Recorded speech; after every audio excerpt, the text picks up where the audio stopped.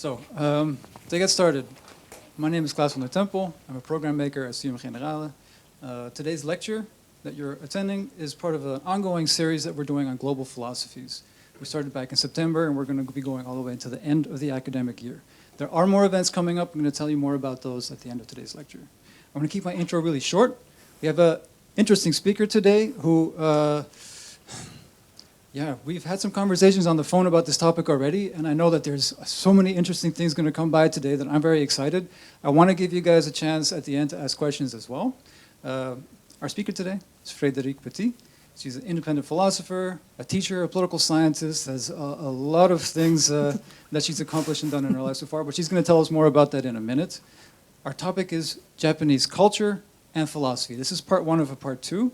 Part two is going to be, if I remember correctly, April 21st, and we're going to delve more deeply into specific aspects of Japanese contemporary philosophy. So today, focus on culture and how different Japanese perspectives, spiritual, religious, and philosophical perspectives have made their way into culture and everyday life. Correct? Yeah. All right. Well then, without further ado, I'd like you guys, please give a warm round of applause for Frédérique. Oh, thank you. Thank you very much, Klaas. And thank you, as Klaas said, indeed, for sacrificing this 1 hour out of the sun into this room. And today we're going to talk about Japanese culture and philosophy.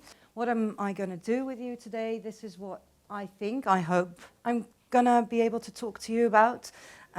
Short introduction, culture, philosophy, how do you define these? How do you see the influences? So some short introductory remarks, and then I've got a lot of examples of Japanese culture, and I'm going to kind of give you a background as to where I think they come from and how they can challenge specifically Western visions of philosophy. And if I can make one general rule for explaining West versus Japanese or Eastern philosophy, I think Western philosophers are always looking for explanations and for what it is that they're looking at, whereas the Eastern way, I think, is more about experiencing and letting the paradoxes of life come to you. And that's also what the second lecture is going to be about, the power of nothingness. I mean, if that doesn't sound like a contradiction, I don't know what else. But I'm hoping that today you'll see maybe these are not those kind of contradictions. Who am I? I really do think that's a very hard question to answer, especially in 1 or 2 minutes or 3 or 4 lines. So I have some basic, curriculum vitae details. My name is Frédérique Petit, as Klaas said. I studied philosophy and international relations at the University of St Andrews, so that's Scotland.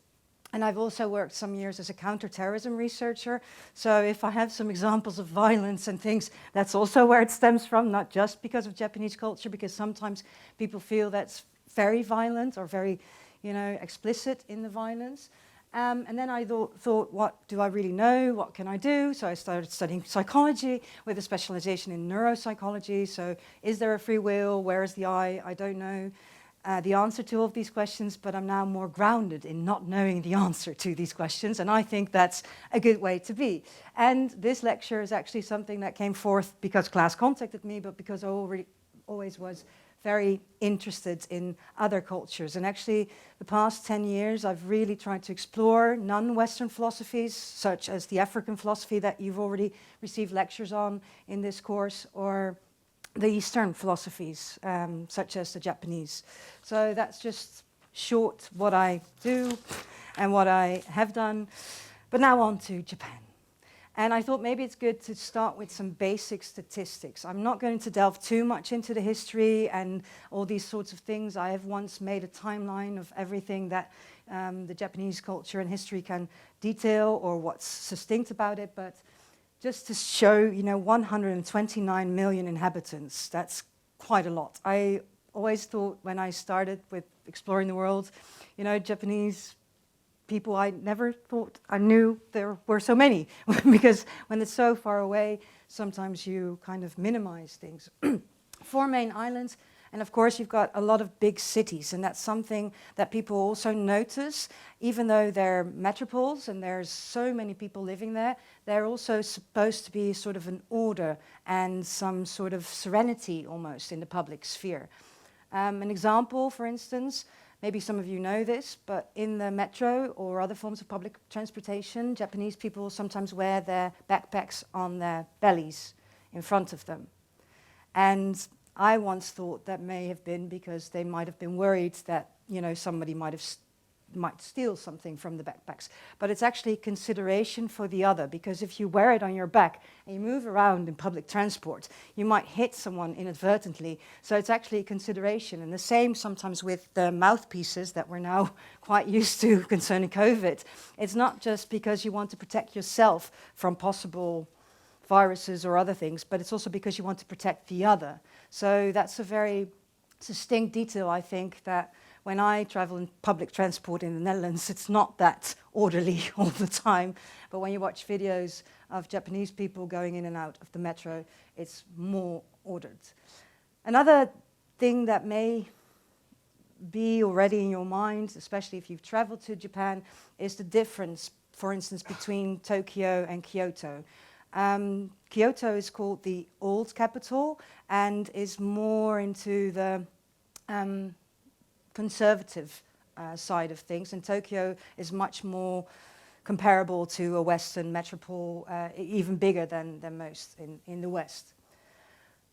This is another map, so you can see how Japan compares to Europe, and I thought this might be good to kind of, you know, bring home the point that what we're talking about is indeed a very large geography. And even though in Japan there's been a lot of attention for the homogeneity of the Japanese people, there's also some movement regarding this. Maybe some of you have heard that a couple of years ago there was a civil suit of a girl who wanted to color her hair at secondary school, and she was forbidden from doing so because her hair had to be black and not brown or a slightly different color.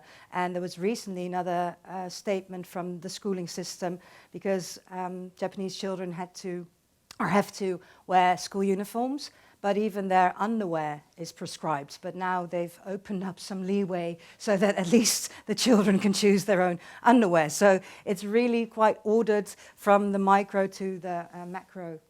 And this is comparing the Netherlands to Japan. I thought maybe that would bring home the point as well, because as some of you noticed, the Netherlands actually has a very interesting relationship with Japan.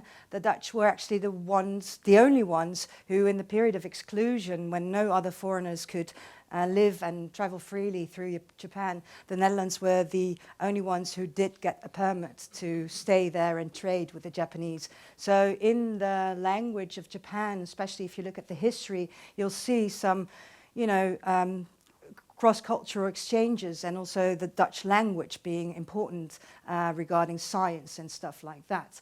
However, all of that changed in 1853 when Perry, an American commander, really came with black ships, as they were called, to force Japan to open up. And then we saw the rapid expansion and adoption, I think, of the Japanese culture regarding technology, especially, and science. And this I found at the Dutch Embassy of Japan to kind of still celebrate the ties.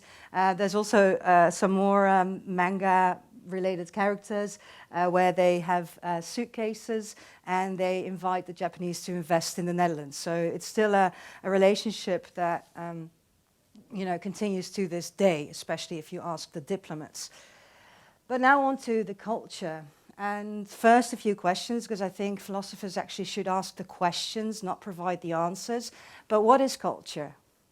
And it's an open question also to you. If you have to give a definition, what would you say culture is? How would you define it? Already quite skeptical. A shared set of values? A shared set of values, traditions maybe, rituals. What is philosophy? I'll provide some answers, don't worry, you know, it's not that I'm only asking questions here, but this is, I think, really a very important question when you talk about Buddhism, for instance, or Shinto, the religion that is autonomous to Japan. is that considered philosophy, or is it just a religion, or is it a life philosophy? What's the difference? Why do you say it's different? Or why do you say it's not philosophy? And how do you see the connection between the two? This is why I have some examples later on where I think the connection becomes apparent once you think about these cultural expressions and what they mean, especially to the Japanese people and tourists who visit Japan and adopt their culture as well. And I don't mean to overgeneralize. So if there's some notes that I'm going to make where you think, hey, ho, hold on, please raise your hand and correct me, because I'm here to learn as well. And I don't want to be projecting, so I'll also kind of add some maybe factual information about, for instance, Dutch culture or Western culture. Well, here are my answers, and these are just from dictionaries and other things. Culture is the arts and other manifestations of human intellectual achievement regarded collectively. So there's no point in doing things on your own unless you're from an individual culture, and then it's the individual that makes the culture because it's an individualist culture.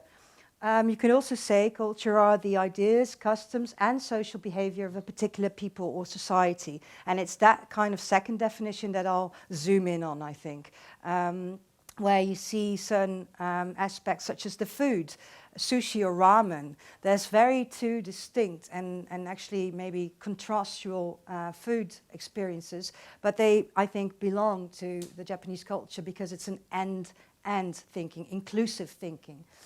Philosophy, if you stuck or, go back to the original words, it's actually the Greek word for philia, love, friendship, for sophia, knowledge or wisdom.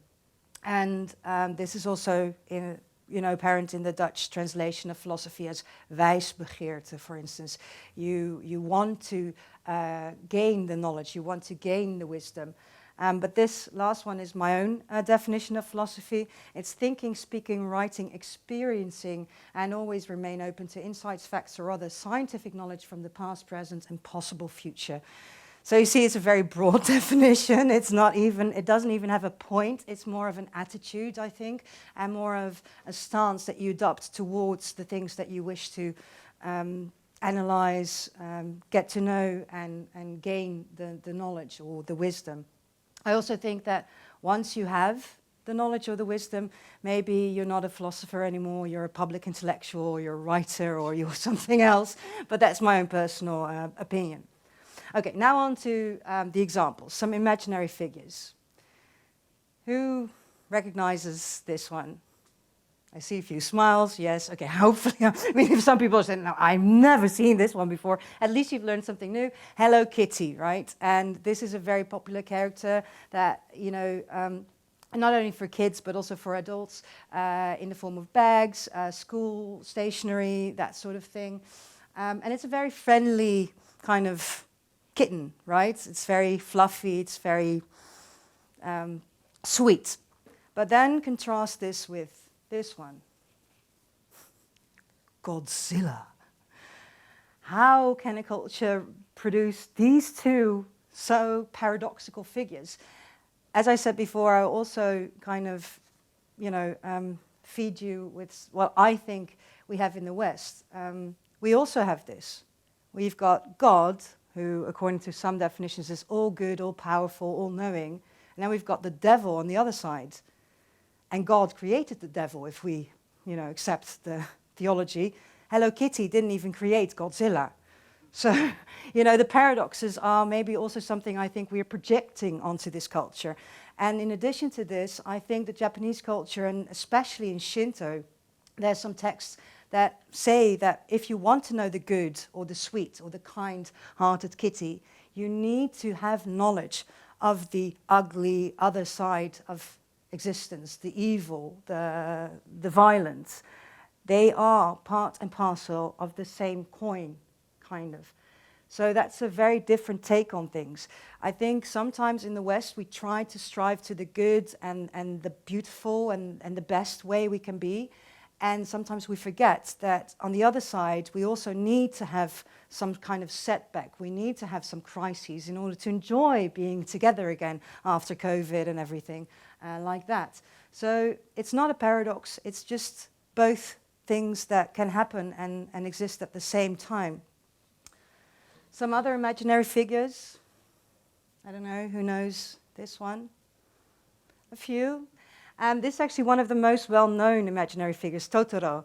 And it's from the movie My Neighbor Totoro from 1988. So it's quite a while back that this movie first aired, but it's still a very big part of Japanese anime and manga. And also in Studio Ghibli's Adventure Park, you can meet Totoro and buy Totoro animals, stuffed animals. But you also have this one. Maybe you know this one a little bit better. Pikachu, of course, from Pokemon. And I want to just ask you, do you think one is cuter than the other? Do you think one has a nicer general look? It's just an opinion. There's no right or wrong. No, right? It could be either way. And Totoro is a completely imagined character, just as Pikachu, but Totoro is quite big. And in the film, there's a quite small girl that just kind of fearlessly encounters Totoro and is so sweet to him. And he actually kind of gives this sweetness back. But he doesn't speak, he doesn't, seem to have a persona or anything. He just is what he is, Totoro. And that's also something that you can just accept without knowing more or without having a story behind it. It's just one of these creatures that populates the world of fairy tales and anime. And that's obviously something that's very typical of Japanese culture. Anime, manga, anime. These are some basic facts. This is kind of an obligatory slide on manga and anime. But what is the most important thing, I think, is the creativity that Japanese manga artists and creators employ in their crafts and in their movies or cartoons that they make. And one of my heroes, my inspirations, is the creator of My Neighbor Totoro, Miyazaki Hayao. I've put the name here like we're used to in the West, but in Japan you mostly start with the last name and then have the first name. So note that if you search for him. He's been very influential in the Japanese movie scene, I would say. And he started, or he's the co-founder of Studio Ghibli, which is very influential in Japanese anime and films. Maybe you know Spirited Away. That's a movie that received a lot of accolades and prizes. And I think in all of these movies, especially the ones that I've mentioned here, you'll see the influence of Shinto. I've not said too much about Shinto yet, but Shinto is the autonomous religion of Japan, whereby the emperor and the empire, so to speak, are tied to the creation of the Japanese country, of the Japanese islands and the whole culture. And specifically important for Shinto is not what you believe, but what you do. So if you follow the rituals that the priests ordain for you. And there's also an element called kami. Kami is often translated into the English or Dutch as gods or godlike entities. I think they're more than just gods. They're spirits. They have several qualities. And they're not human nor godlike nor anything that you can really, I think, compare to Western cultural expressions. So that's why I just call them kami. But these kami reside in the world. So maybe one of or two of you know Mount Fuji, for instance. But in 2013, Mount Fuji became part of the UNESCO Cultural Heritage List. So not a natural phenomenon, but a cultural phenomenon. And one of the reasons explained was because of the kami residing in Mount Fuji. And this is also something that some people call the primitive mindset, but I'm very mindful of that because it's an animist belief that the world that you live in is much more spiritual than you may at first glance see. So even material objects might possess something like a kami, something like a spirit, something like an extra layer into them. And I'm not sure how many of you are technicians who would claim that's just impossible, it's a figment of my imagination. But I think maybe I could argue that we do not have all the measurements technology yet to kind of see where the kami would be. So there might be something that we can't see, can't measure yet, and that might be kami. And also I think believing in kami or accepting kami to exist kind of gives more meaning to what you see in front of you, because there's all these different layers that you can connect to. And if you watch documentaries on Miyazaki, you see, for instance, when he enters his house, that he first kind of knocks on all the doors and he opens all the windows in a particular way in order to respect the kami, or the spirits of his forefathers. This is also a ritualistic kind of activity linked to Shinto. Japanese art. I think it's amazing the forms of artistic expression that we've come to learn from Japan, and just also in their own language. Origami had the art of folding paper, and especially crane birds. This might seem quite easy if you follow the the rules, but it's not that easy. And the point here is that practice is also part and parcel of life. So to hold on, to continue, to persevere, and not just kind of invent shortcuts and go around this. And what you also, I think, see in this is that processes and activities are much more intertwined with the basic philosophy on how life can sometimes give you challenges that are hard to overcome. Calligraphy is also one of these things that is actually also quite tied to the Buddhist culture in a way. So form is very important, and the expression of an aesthetically pleasing form is important, because in that way you show that you have attention for the details, for how you express yourself, especially in writing. And if some of you have met Japanese businessmen or have been to Japan and received a business card, you'll often see how much more detail is put into the business cards, and also how you get them and how you receive them, or how you should present them. All this, I think, is also tied to Japanese art, and the attention to detail, the attention to form. I would actually say form and function become one in these sorts of expressions. And lastly, ukiyo, the process of carving wood and making pictures.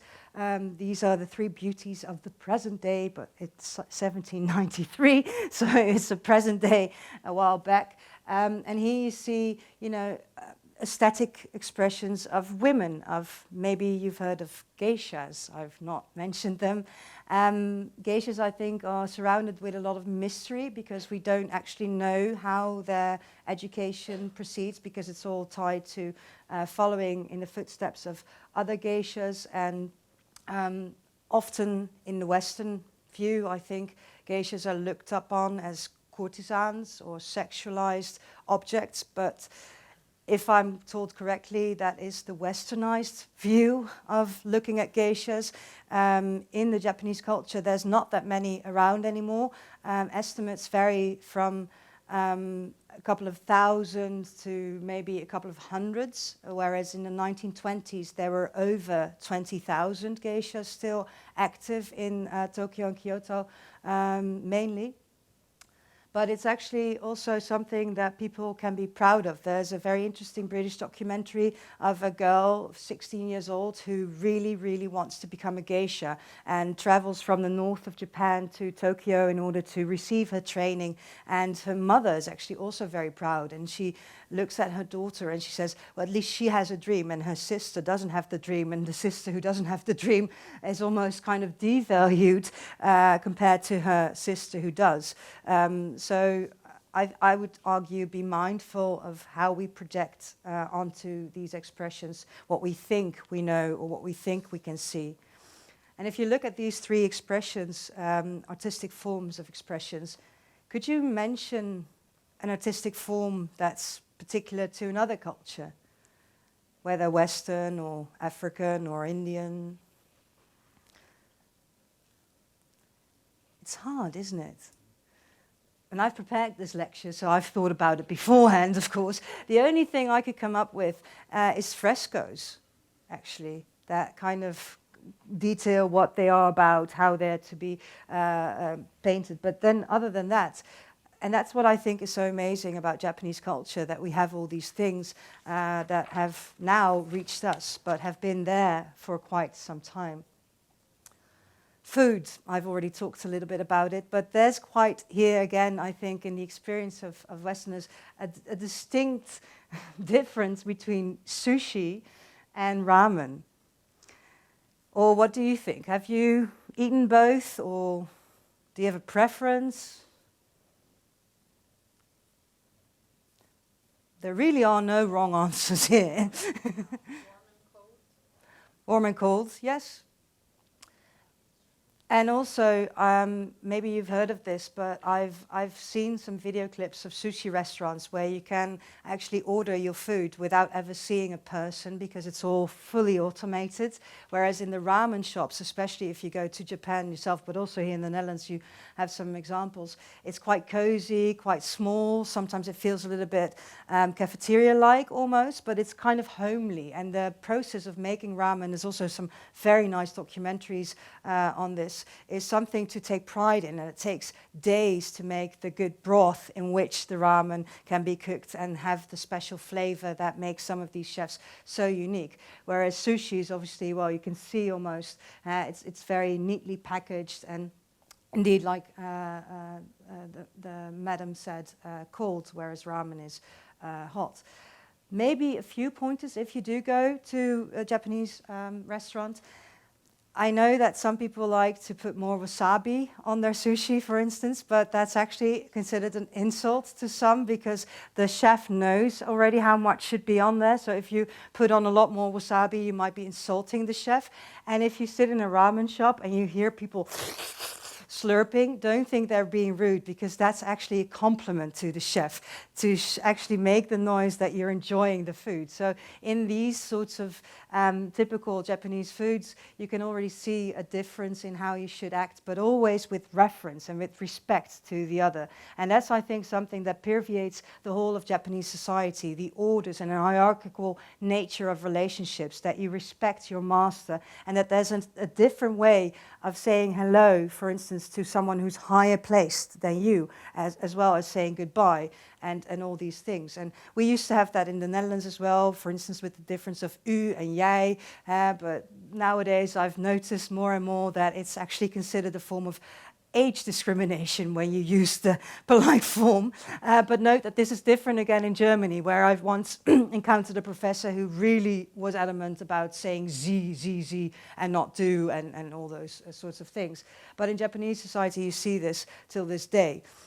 Now, if there's one thing that is really, really tied to the Buddhist culture, it's the tea ceremony. And if you ever get an invitation to become part of a tea ceremony, please take it. There's also quite nice videos and documentaries on masters of the tea. But what is, I think, so important and what's so incredible is that a tea master never moves randomly.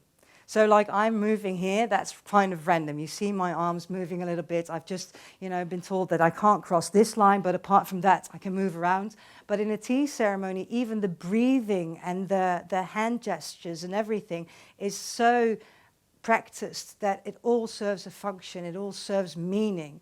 So in doing even simple things like providing your guests with tea, there is a higher, almost sacral element in how you perform this ritual and how you express yourself in this ritual. And it's quite, it's also a tradition that often is lived and passed on through generations. So one of the most well-known tea masters is one who comes from a family lineage of tea masters and learned this by doing it. And that's, I think, also a very, very important note.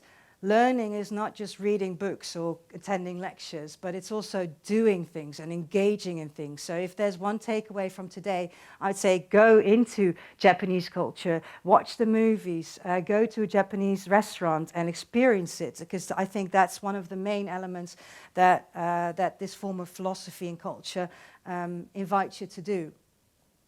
Architecture.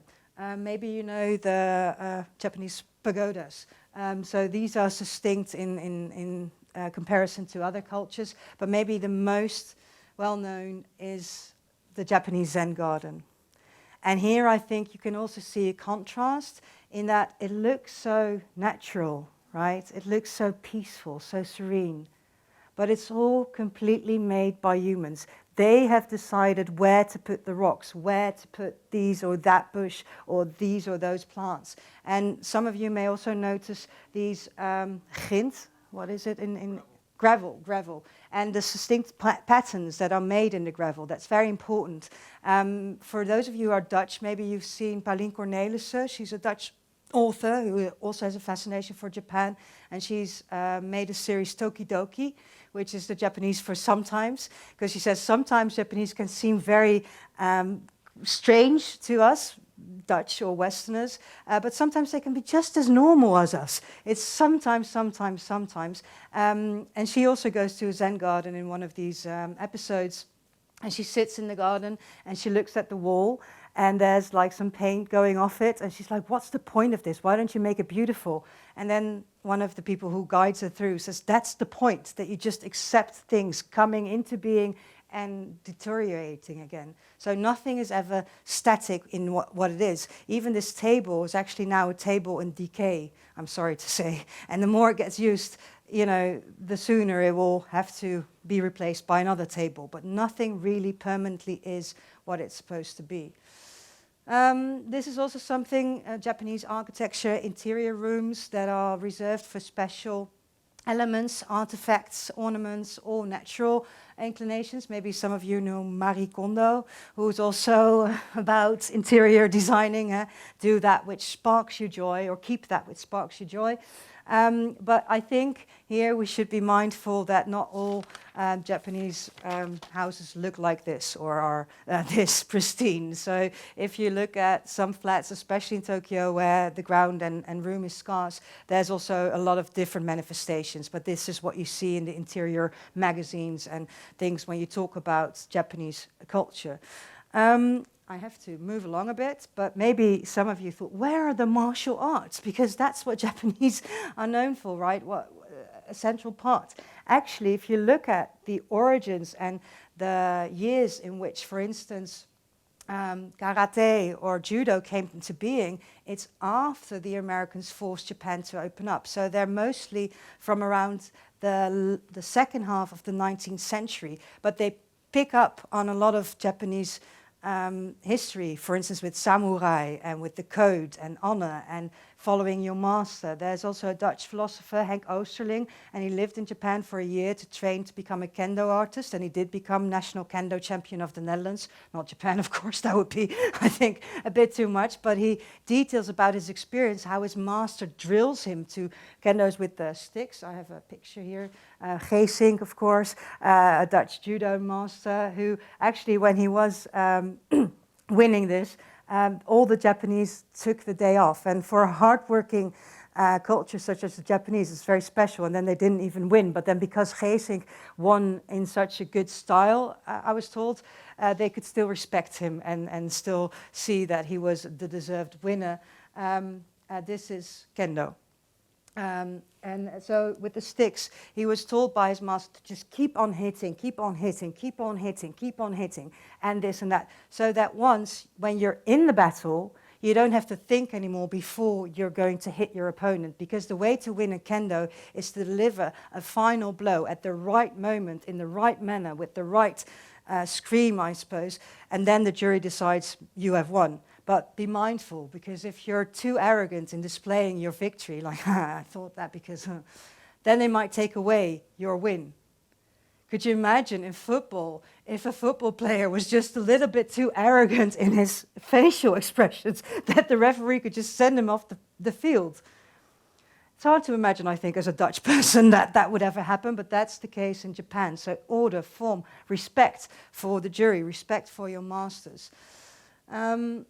No, and this is not so well known, but because I love horses, I wanted to show you this as well. This is kind of folklore tradition at the moment in Japan, but also a Japanese form of martial arts. Now, this is just a slide to show you how many multinationals Japan has produced. I mean, it's just unbelievable. I've thought long and hard if I could name a country that has produced as many multinationals, especially in the part of technology, but I couldn't. So I've just mentioned the Japanese on this thing. And this, I think, is very distinct, right? The Japanese were very adaptive when it came to technology, but were very conservative when it came to their own cultural identity. And that, I think, is something that we might be able to learn from, because how do you keep what is precious to yourself, yet be able to integrate knowledge from elsewhere and come up with, for instance, all these things. This is what I would say my drawback, my takeaways would be for Japanese philosophy as illustrated by the examples that I've given. Harmony is very important, and for harmony to exist you have to know your place. You have to know how you're supposed to interact with the other and how you're supposed to approach them and say goodbye to them and all that sort of thing. Discipline, you'll see this, for instance, especially with regards to the emperor and the cultural expressions the emperor actually signifies, is very important. Adaptive and traditional simultaneously, what I've just noted. And there was an American anthropologist who after the Second World War had to do a very deep dive study into Japanese culture, and she concluded that the Japanese culture, much more than the West, is a shame culture, which is different, she stated, from the guilt culture. So in the Netherlands and in many Western countries, I can say it's my fault that I've transgressed a certain moral code or that I've done something wrong, and I can repay my debt by either paying a fine or going into prison. I hope not, but I could. But it doesn't really extend much further. Whereas in Japan, it does extend much further. If I transgress in a certain domain, then even my mother, my brother, maybe even class can be blamed for what I've done wrong and what I've, professed here, because it's a very much more social dynamic. And where I'm coming on next time is also the complex relationship regarding nature with respect for natural processes. If you look at the tsunami, earthquakes, there's obviously, experience with very hardship, natural disasters, you could say. And if you look at the cultural expressions that I haven't really gone into, such as going into baths in the forest or forest walks, there's a very deep respect for the nature, but the Japanese countries also put a lot of concrete on the coastlines, and with certain mountainous areas, they seem to really love concrete, so they slap it on. So here again, you see a complex relationship. And these are my conclusions. I would say, Japan is characterized by an autonomous, relatively isolated development. Yet, for instance, the introduction of Buddhism came from Korea. The introduction of the Japanese letters, the characters, kanji, came from China. So there's definitely influences that have, driven development. But I think also regarding these sorts of things, the Japanese made them their own. So nowadays, the characters of Japanese language and Chinese characters are still comparable, but the pronunciations tied to them and the meaning of the words is completely distinct. So don't make that mistake of seeing and thinking they're the same. And thinking, inclusive thinking is prevalent, I think, in Japanese society, perhaps Asia as a whole. And many commenters, I think, make note of the contradiction and paradoxes, but I think we could, find some in our own culture as well. So, that, I think, is my takeaway. And next time, we're going to talk about the power of nothingness. And that's when I talk about the Kyoto School, Nishida Kitaro, Tanabe, Hajime, and other names. So then we really will delve deeper into the individual philosophers as such. Unless there are any questions, remarks, or other things, I think class will help me. Thank you. Thank you, Frédérique. Yeah, we have a few minutes for questions. If you have a question, I'll come up to you with the microphone. I'll hold it. If you're not comfortable with me approaching you for COVID reasons, then just raise your hand and state your question, and I can repeat it from up over here. We have one question to start us off. Actually, I have two questions, but I don't know whether that's allowed to pose them in one. Let's start with one. Let's see how long it takes. Is the relation between Shinto and Confucianism? Because I got the impression that both are top-down, and you have to behave according to what the people or whatever above you say. you stay quiet. Is there a connection between Shinto and Confucianism? In a way that you just remarked, maybe top-down, because in Shinto, the emperor is the head of the state and is tied with godly status. I mean, this was amended after the Second World War, basically because the Americans pushed constitutional change in the Japanese constitution, but many Japanese, I'm told, still believe in the godlike status, so it's very top-down. But I think the difference is that Confucianism produced texts with rules and basic instructions, and Shinto doesn't have any standardized text. So it could differ from the priest to priest where you go, what you should do. And I think the hierarchical relationship is not as prevalent in Shinto. But of course you have authority figures, but the way how I've listened to certain Shinto priests is that they're much more egalitarian because they want to draw in as many people as they can, and the only thing they have to do is not detail their belief system but follow the rituals. And in that sense it's comparable to Confucianism, because Confucius also pays a lot of tribute to ritualized behavior in order to stem away from the chaos and nihilism that may confront us out there. Second question. Second question. You didn't say anything about, as far as I know, the culture also is rather competitive. Small school children are encouraged or forced to work very hard in order for the parents, because then they can go to better schools later on. And so also elementary school, the atmosphere is not as relaxed as it is here in the Netherlands. Is that true? Is that true? Well, it's hard to say for all Japanese children and society. I think there's definitely an element in that, and you can see it in certain documentaries and in certain studies. But I think we also should avoid overgeneralizing that it's everywhere. But it is, in certain respects, very much a part of the culture. Also in the work ethic. There was certainly a couple of years ago a lot of attention for people who literally worked themselves to death and who didn't take up holidays, so they would continue work. But then again, I've been told by some commentators that there's also lazy people in Japan, just like everywhere, so they will not continue with this rat race. I think it depends on where you look. What is noticeable is that there's a lot of urbanization. So the rural areas are much more and increasingly left behind. And even concerning Buddhist monasteries, there's a worry that maybe most of these will disappear because most people will travel to the cities in order to develop and gain richness and things like that.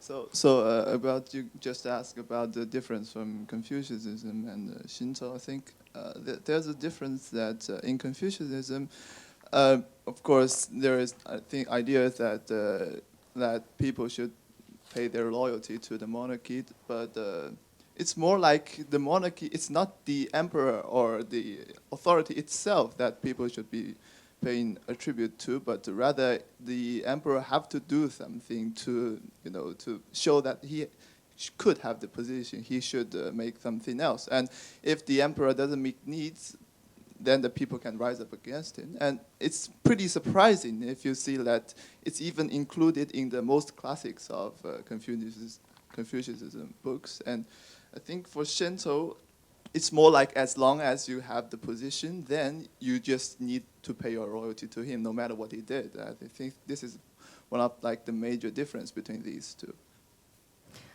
Yeah, I think yeah, that's correct. The reciprocity, I think, in the relationship, right? The leader in Confucius also has certain obligations towards the people who he leads, and if he doesn't fulfill his mandate, then I think Confucius says the heavenly mandate will cease to exist, and there will be changes, right? If the reciprocity is not respected. But I do think, I mean, well, no. No, that will get into too much politics, because I think, for instance, the role that the emperor plays in cultural manifestations or when there's a natural disaster also does, he does go to the people. He does, I think, want to fulfill his role as an emperor to the fullest. But you're right, he doesn't have any obligations set upon him in order to fulfill that role. Thank you. Other question over here?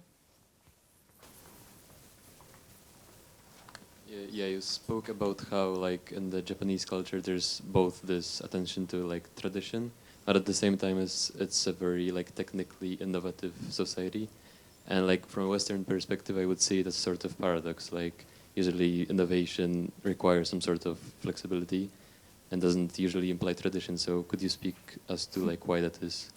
Well, that's a good question. Thank you very much. I think one of the reasons, and I'm not meaning this to be disrespectful, but because Japan is an island, it's different because it has an autonomous region, for instance, where, you know, the same, for instance, with the British, I would say, you know, they drive, in my opinion, on the wrong side of the road, but they continue to do so.